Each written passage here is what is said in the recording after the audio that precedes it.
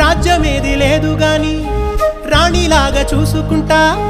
కోట కట్టలేను గాని కళ్ళల్లో నిన్నే దాచుకుంటా